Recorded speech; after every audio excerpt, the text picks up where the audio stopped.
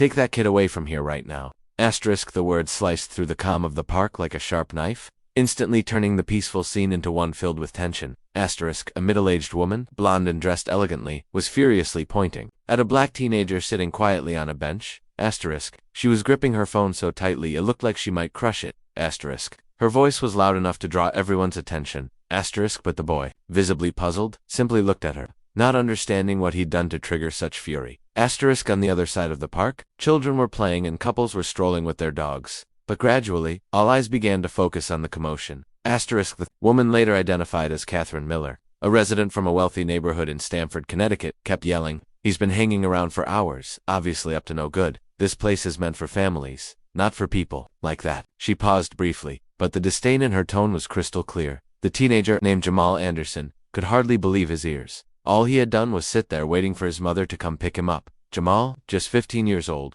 was known for being well-behaved and excelling in school. Asterisk, he spent weekends with his mother, Federal Judge Linda Anderson, a highly respected figure in the region. Asterisk, Jamal enjoyed spending time in the park while waiting for his mom. It was a place that always brought him peace and fond memories.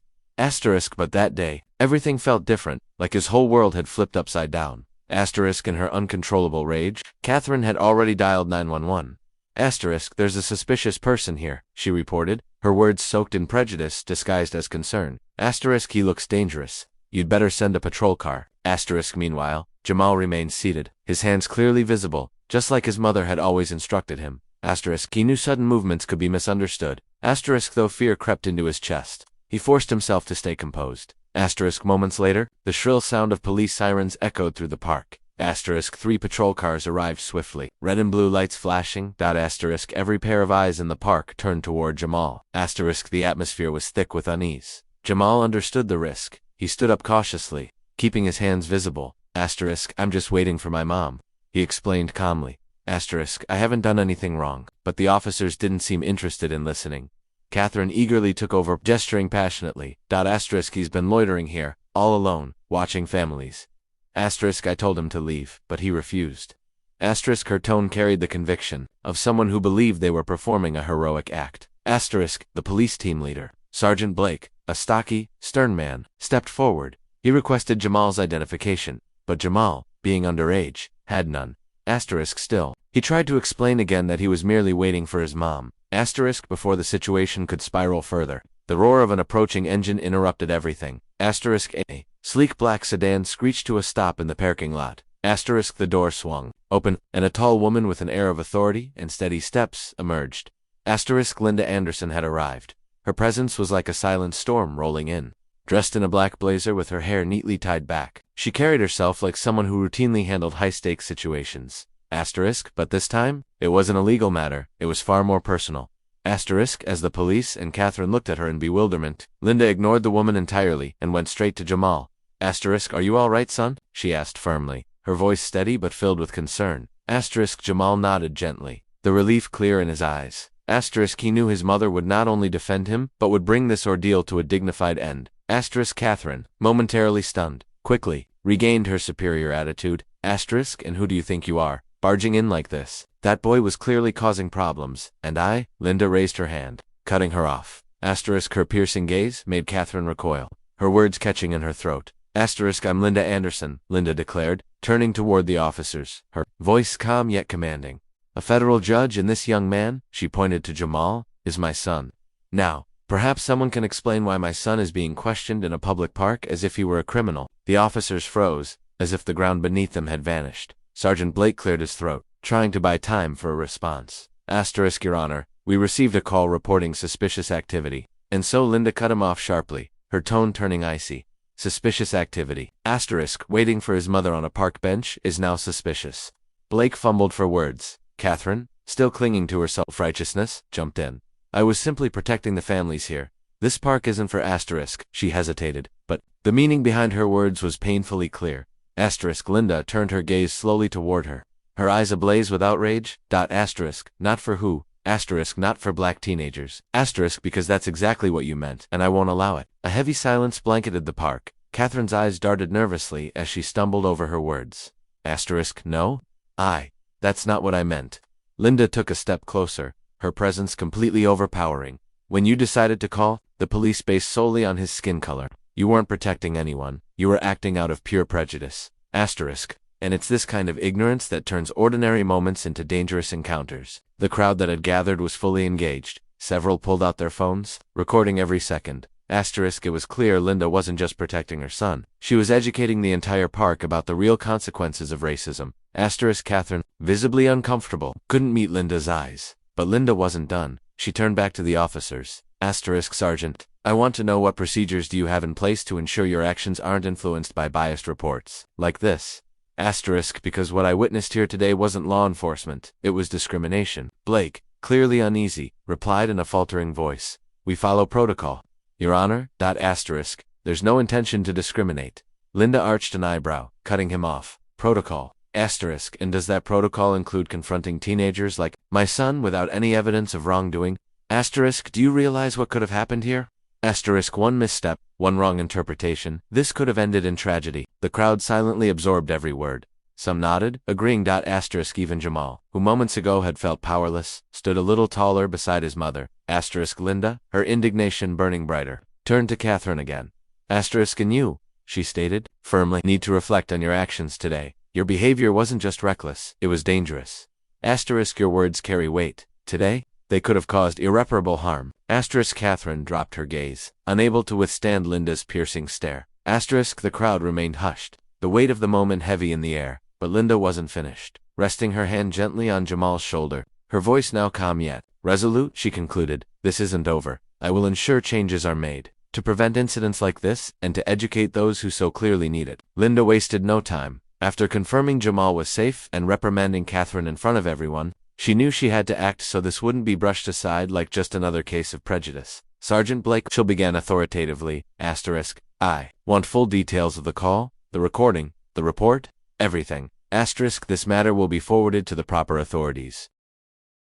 The supervision department was instructed to conduct a complete investigation. Asterisk. The sergeant appeared hesitant, but Linda pressed forward. Asterisk. And you, she addressed Catherine, who remained frozen, clutching her handbag as if it were armor. Asterisk. You need to realize your actions come with consequences. Asterisk. This isn't a private park reserved for only those you approve of. This is a public area, and my son had every right to be here. Your false accusation could have resulted in something far worse, and I refuse to let that go unnoticed. The crowd stood quietly, hanging on to every word. Some began whispering among themselves, and it quickly became evident that public sentiment was on Linda's side. Asterisk. Catherine, however, appeared to shrink by the second, crushed under the weight of the chaos she had initiated. Asterisk. I was just concerned, Catherine finally muttered, her voice barely audible and trembling. Asterisk. Something just didn't feel right. Linda stepped closer, her eyes unwavering, concerned about a boy quietly sitting on a bench. Asterisk. Or was it the color of his skin that disturbed you? Asterisk. Because truthfully, nothing about my son's behavior justified your reaction. Absolutely nothing. Catherine shook her head but had no words left to argue. The force and clarity behind Linda's statements left her speechless. Asterisk. Meanwhile, Jamal stood still digesting the whirlwind of events. He scanned the crowd. There were a mix of expressions, some curious, some sympathetic, and a few visibly uneasy with what had unfolded. Asterisk. He knew his mother was standing up for him, but he also felt the heavy burden of being at the center of attention. Asterisk.